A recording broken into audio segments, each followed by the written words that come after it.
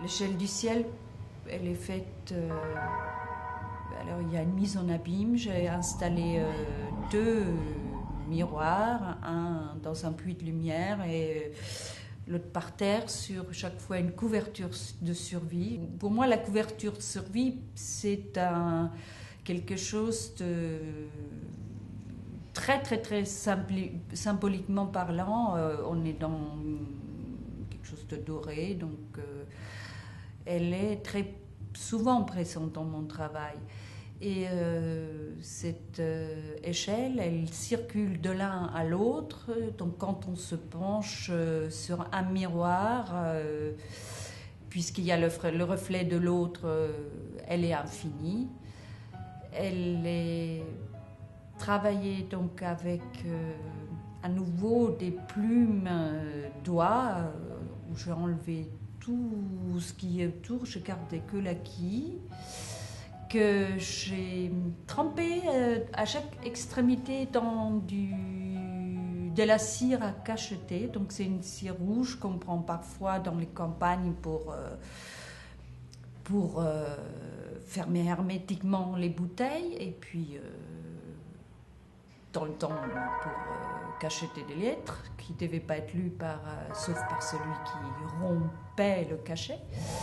Et c'était pour cette échelle, j'ai pensé beaucoup à l'échelle de Jacob, mais cette histoire qu'on monte et on descend, et il y avait aussi effectivement toute une histoire de cornes autour, les cornes de vache que j'ai travaillées.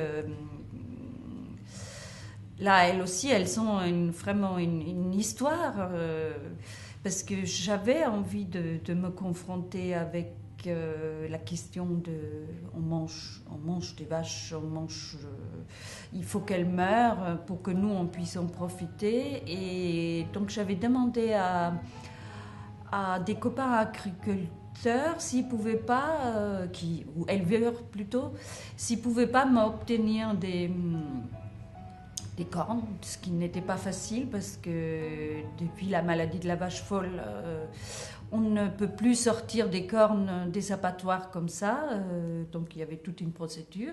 Et j'ai récupéré des cornes vraiment fraîchement sciées des têtes des vaches, et j'ai laissé travailler comme une grosse sorcière au fond du jardin, dans un chaudron où je les ai fait cuire pendant des heures pour les nettoyer, pour enlever ce qui est dedans. Et il y avait une très mauvaise odeur, mais j'avais besoin de me confronter à ça. Et ces cornes, qui effectivement proviennent d'un sacrifice, peuvent aussi nous rappeler les cornes d'abondance, c'est-à-dire ce que cette corne peut contenir comme substance pour vivre. Et puis la corne, symboliquement, est ce qui relie l'humain au divin. C'est pour ça que beaucoup de Vikings avaient des casques avec des cornes. Et puis donc pour moi c'était faire le lien entre cette échelle, et à chaque fois qu'on se hisse sur un autre